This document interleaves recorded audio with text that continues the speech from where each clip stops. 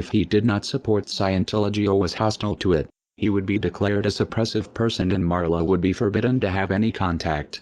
At the least he was being handled. As this video shows, Kent Snyder worked regularly and closely with CCHR, actively promoting legislation favorable to them. This bill is not successful, is not passed, then 2 or 3 or 4 years from now, what you're going to find is you're going to find stories of parents who said, why didn't we work harder?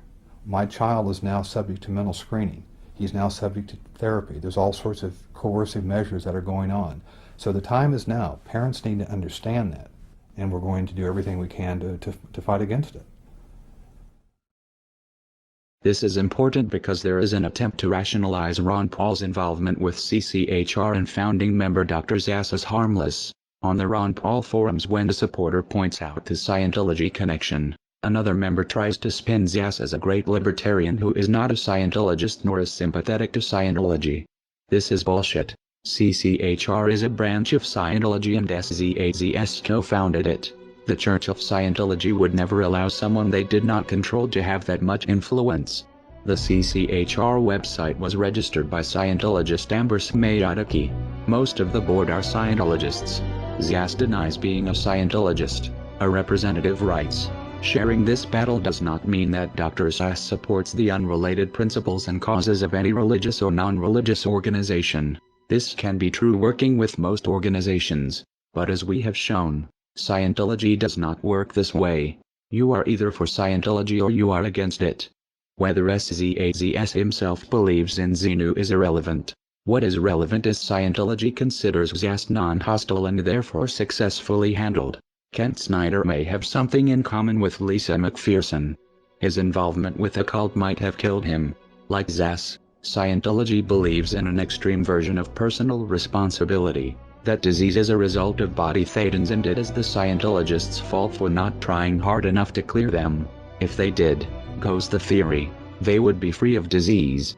Zass doesn't push body thetans, but he does promote a dangerous distorted idea of mental illness that has the same potential effect, discouraging people from getting help because according to him any problems they have are imaginary.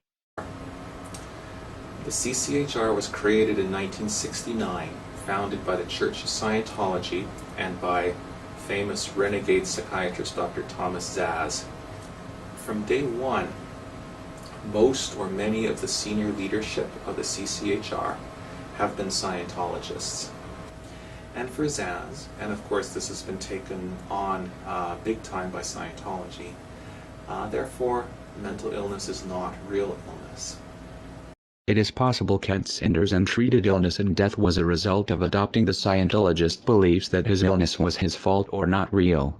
It would explain why he had no health insurance. Many Scientologists don't. It seems Snyder sincerely believed in Ron Paul's libertarian rhetoric and equally trusted his Scientologist friends, though this ultimately was not in his best interest.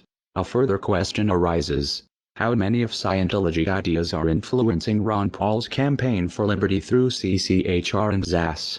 The Scientology connection to Ron Paul has been noted in a handful of disingenuous threads on the Ron Paul forum. They are disingenuous because they ask questions a Google search can answer in seconds, yet few people link to these results. The threads are phishing members to see how much Paul supporters know about the connection, and when someone appears knowledgeable, the information is spun. In one of these threads, Scientologists in Clearwater are praised for organizing one of Ron Paul's events in 2007. The writer clearly doesn't understand the significance of saying Scientologists and former Scientologists are involved. It's possible he is confused or misinformed. It's also possible Scientologists are lying about no longer being in the church. It would be a glaring anomaly that, everywhere else former Scientologists are considered SPs to be shunned by current members, except for those working on the Ron Paul campaign. More likely Scientology finds it expedient to muddle the connection by having members involved avowed they are former Scientologists. Since most Paul supporters don't know the first thing about Scientology or how to check the information, Ron Paul's campaign manager Kent Snyder had a close working relationship with the Scientology group CCHR from at least 2005. Snyder worked closely with Scientologists at the same time he worked in politics to make Ron Paul the household name he is today. Snyder helped push legislation favorable to Scientology. To do this he made PR videos approved by CCHR. In turn CCHR supported and promoted Ron Paul's presidential candidacy, most blatantly in the pay-to-play luncheon on November 28, 2007, the day of the debates. Campaign donation records from Clearwater, Florida show some members, Ron Paul personally met and talked with these people who collectively donated at least $19,000 that afternoon to his campaign. Ron Paul knew they were CCHR. It is implausible, working as closely with CCHR as he had. Paul did not know he was for all purposes working with Scientology. Another fact not as well known. In 2002 Ron Paul won the Thomas S. Zass Award as a tireless defender of individual freedom. That puts Ron Paul's personal association with Scientology back almost a decade.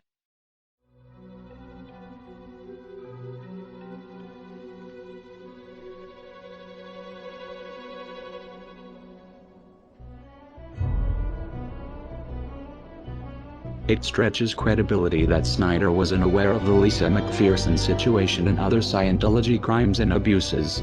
Snyder was no doubt deep in denial about the events that led to December 5th death of McPherson at Scientologist hands. Otherwise, why work with Scientology?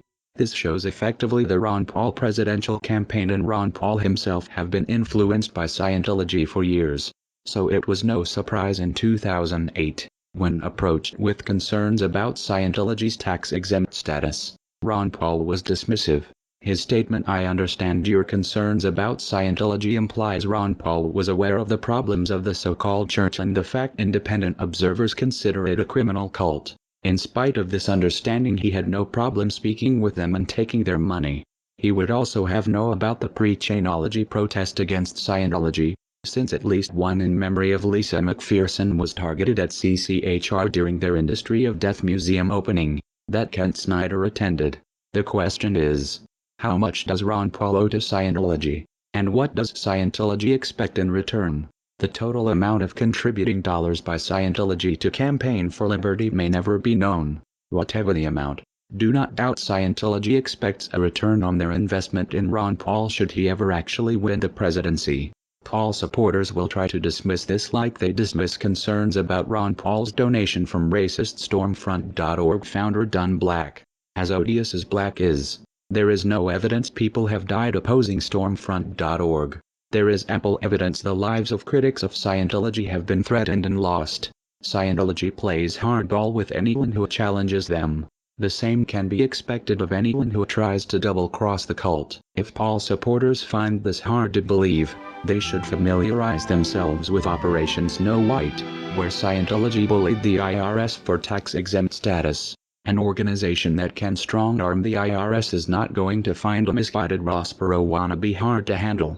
To this day Scientology, through CCHR, works with Ron Paul. Anyone critical of Scientology is a suppressive person to be disconnected. Therefore we can conclude Scientology's leadership does not view Ron Paul or his supporters as suppressive persons. Scientology views them as allies to be handled, and that should worry everyone concerned about freedom. Scientology is not about freedom, it is about control, and it would rather let someone die than lose control. Scientologist Marla wrote, "All my peeps, this was sent to me by Ron Paul's right-hand man, who happens to be a very close friend of mine. In fact, I was on the plane with him when he told me Marla were going for the presidency. If it was Kent Snyder who told Scientologist Marla that Campaign for Liberty was supporting Ron Paul for the presidency, he considered it important to contact Scientology, possibly to maximize Scientology's fundraiser machine for Ron Paul's campaign." Marla seemed excited, perhaps at the possibility of a president sympathetic to the cult. A president beholden to Scientology would be David Miscavige's wet dream. And if Ron Paul supporters were tricked into taking up the trappings of Scientology's most famous enemy, the internet hate machine known as Anonymous, no one would see what was happening until it was too late. Questions remain. What is the plan? This plan, under the brand on Anonymous, seems to have an agenda to support Ron Paul, who knows he is working with the front group of the cult of Scientology. Is that why moderators of WadiSvetland.org refuse to publicly outline all three stages in detail? A high percentage of so-called new Anonymous support Ron Paul without a critical look into his past associations and what they mean. In 2008 Ron Paul wrote, I understand your concerns about Scientology. If he had been honest, he would have added something